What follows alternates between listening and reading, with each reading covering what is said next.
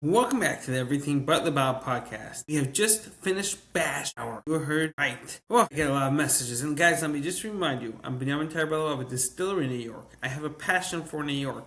I'm not going to give bad advice not to open up in the state of New York. Anything, unless it's truly not good advice. So if I said don't open up a regular winery in the state of New York, you probably know what I'm talking about. And guys, t2bmath.com doesn't give me lying data. It's pretty frank and pretty straight up. So if I say don't open up a standard winery in the state of New York, if you to help yourself, I probably know what I'm talking about. I'm not looking to boast, but maybe a viral moment. Guys, subscribe. Farm wineries in the state of New York. That is my favorite, okay? It's unbelievable how much it's, again, a lot doesn't have to do with just the law. It has to do with the vibes. They want it, they love it, they encourage it, they work with you. Yeah, that's 250,000 gallon cap, okay? That's literally 1 million bottles, 1.2, whatever it is.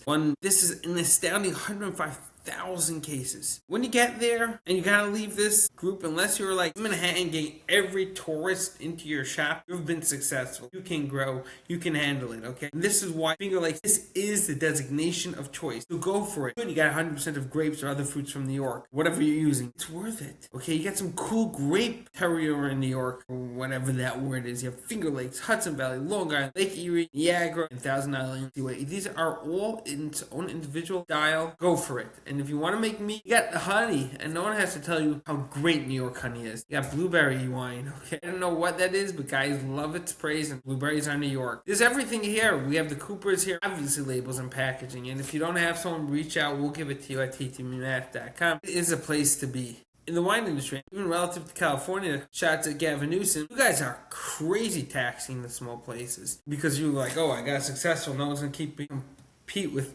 California. Judgment of Paris. That is so old, guys. Gavin, this is not relative anymore to the new generation who love the change, exactness, and the craziness. Something New York is awesome at. With the history of New York's grapes coming from Germany to France, it's just a cool place to grow and grow. So if you're thinking of a winery in New York, get over here, get kicking. You're going to love it. You're going to go heavy on tasting room operations for wineries. It seems like that there is certain areas, big tourism. Okay, scenic views from your winery are a plus and a must. Art galleries, live music, these are all just fun ideas, bring people in. And they're permanent. So you can have an art gallery permanent on rotation, switching pictures and stuff. Get subscriptions, again, hosting food trucks outside. These are things you can do an amazing job at making money. Just do it. Why wait? Have extended hours on the weekends. I know it's hard to work on the weekends. You'll always find a kid that needs some money in the summer. And New York State, well, I don't know at what age if it's going to work, so forget about that. I have this youth program, but I don't think it's working in your winery. So you hit up New York, find an urban location to open up your second shop, or tourist destinations such as the Niagara Falls region. And you are given literally a place and a way to crush it, okay? You can have up to 5 stores. Hello. It's a little paperwork again. I'm going to say it again, but I will say it again. K2B Math does this for you. Get involved. You have a crazy opportunity. If you're in New York, you have the DTC on-premise sales, off-premise sales, farmers markets, special events, all just boom, okay? And the SLA will work with you when you need a license, get it to you in 24 hours. SLA is your best friend if you're in New York, so go for it. Wholesale distributions, okay, listen, you can negotiate well if you have a client, but let's not push on that. They don't like you. There's very little fees. It's $375 versus $1,800. A branch annual store $75 or a license as opposed to like $1,000. This is crazy numbers.